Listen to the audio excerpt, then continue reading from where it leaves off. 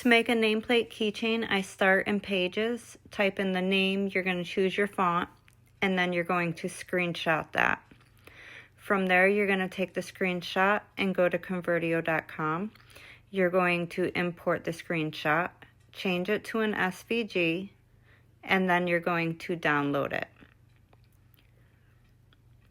Then you're going to go to Tinkercad and you're going to import that SVG into Tinkercad. I changed the scale to approximately 10% so that it's around 100 millimeters-ish at the longest. From here, I'm going to increase the quality. I'm going to change it to an outer line. When you change it to the outer line, I usually change it to round. And then the line width. You want to make sure your holes are all filled in. So you can mess around with the line width and make it bigger, smaller, whatever it needs for that font and that name.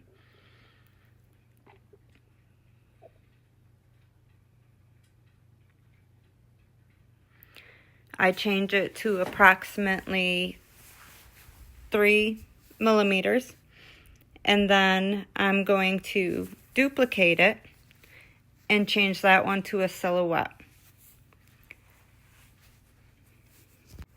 Tinkercad has been loading a little slow for me, so I'm going to go ahead and change the color so you can see the different sections. Blue is silhouette, brown is going to be the outer line, and you can see all the holes are filled in. If they weren't filled in, you can shrink it down. You see how there's a gap in the D.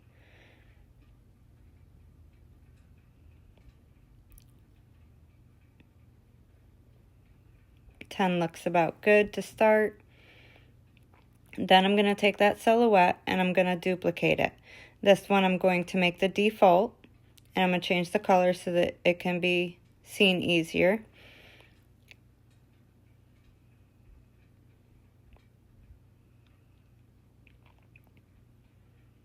I'm going to hide it. Now I'm going to group these together.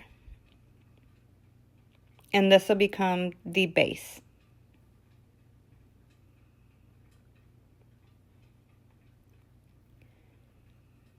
When I unhide it, you can see the purple slightly. If I move that up, I can click on it and just Control Z, bring it back down.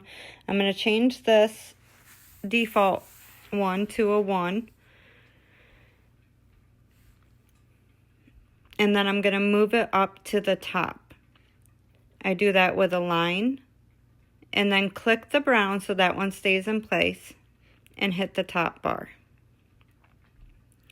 From there, I'm going to re-click the default, the purple, and I'm going to duplicate it. This duplication is going to be hidden, and then I'm going to re-click the default, and I'm going to make it a hole. From there, I'm going to group it together. And now you can see, if you zoom in and tilt, that the name will be cut out into the base of it. You're going to unhide, and you should see the name on it. You can either leave it like this and keep it flat, or you can increase the size. I do by 1 millimeter so that it is a raised up effect. From there, you're going to go to your basic shapes, torus, drag that onto your plane, increase the size, increase the steps so it's nice and smooth, and I put it where it appears best. You can do top, middle. I put it somewhere on the side. I don't always put it exactly center.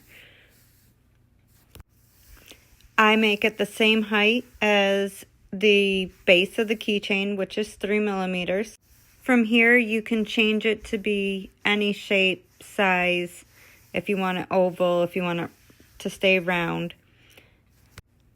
You can change the tube if you want it thinner, if you want it thicker.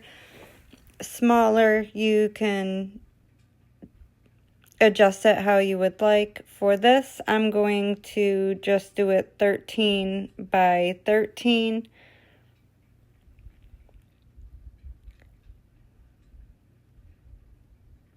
Move it into place. And then I'm going to put it back to 3. Now I'm going to highlight these together, the base and the torus, and then I'm going to group them so they are one piece, but I'm not including the purple default name. Now I'm going to highlight both pieces and export.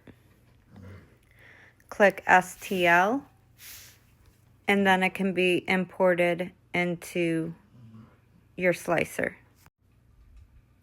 I'm going to drop the STL into my slicer, change the color to purple, and then I'm going to paint the top letters.